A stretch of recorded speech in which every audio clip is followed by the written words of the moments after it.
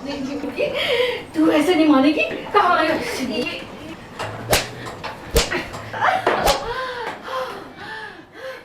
Always like watching true stories that went well. I found them terribly uplifting, and it really restores faith in humanity. And this one is one of those true stories that you are so glad that they found happiness and it turned out well at the end, which is amazing to watch and to know it happens and it can happen to everyone.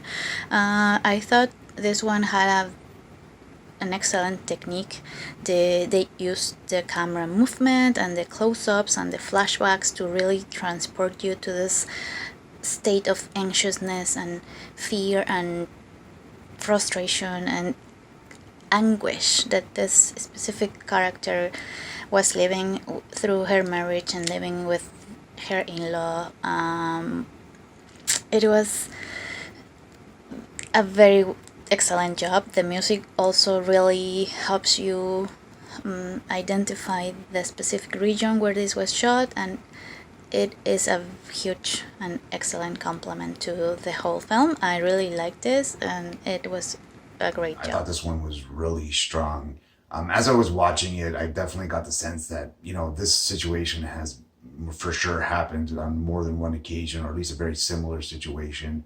And, you know, my heart immediately went out to Alia and her lover, and they did a good job of painting that whole picture and this sort of, it's almost like a dark Cinderella story. And then at the end, you discover that it is based on a true story, which, you know, it does, in that sense, it does have a sort of sweet ending. It has this fairy tale ending, which is nice because it's a terrible, you know, dark story, and it's nice to have the little uplifting ending, especially when it turns out to be true. Oh my goodness, this was so intense and heavy and beautiful, and this is actually one of the films that stuck with me over the last few days that I just kept thinking about. It was really intense, and the climax when she came home and the husband and mom were waiting for, I had my hand on my chest, my hand over my mouth, just tight chest, everything. I truly thought he was going to kill her, and I'm so happy that she fought back. And at the very last second, you know, her partner came and was able to stop her from doing something that she would probably regret for the rest of her life. I can't imagine how trapped she must have felt living in that household, and on top of that, having to keep this enormous secret. When the wedding photos at the end of the real couple came up, I did start crying.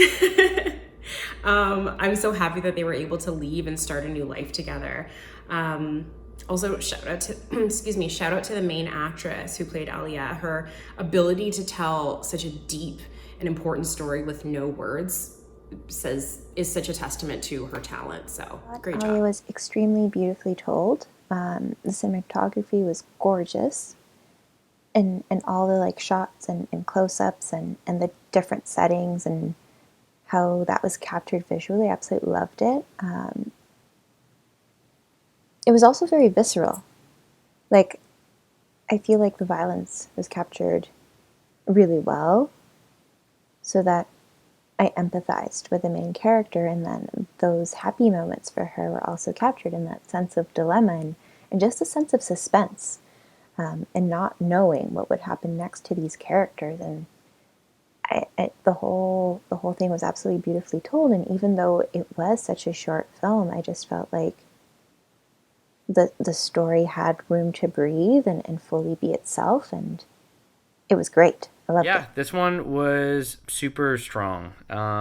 It's shot so well, and it's really powerful, mostly, honestly, because of the performance from the main actress. She was incredible, and so just so talented, and you know, this is a very deeply emotional piece, and I feel like we're guided well through it because of that performance.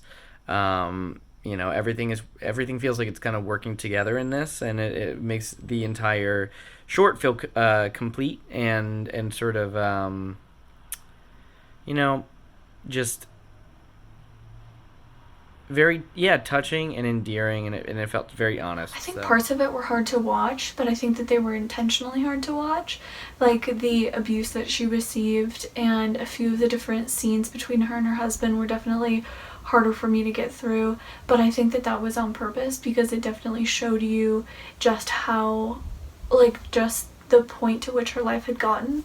And I thought that the montage of after she said that, you know, she has to get back to her family and that this is just how it is, and she leaves her girlfriend presumably, and it shows the montage of kind of her day-to-day existence and how she survives from one day to the next, and it was so well done. I thought that that montage was really well cut together, of it just kind of continuously moving across the screen with the different dark sections to kind of reset, and I really liked how that was cut together. I was pleasantly surprised by the happy ending in this true story.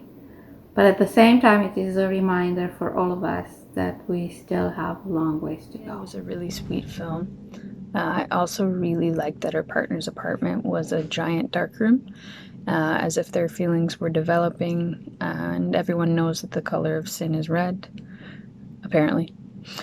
It was obvious that Alia wasn't happy pretending anymore and deserved to finally be out with her true love in the light of day. So I really liked the ending for this one.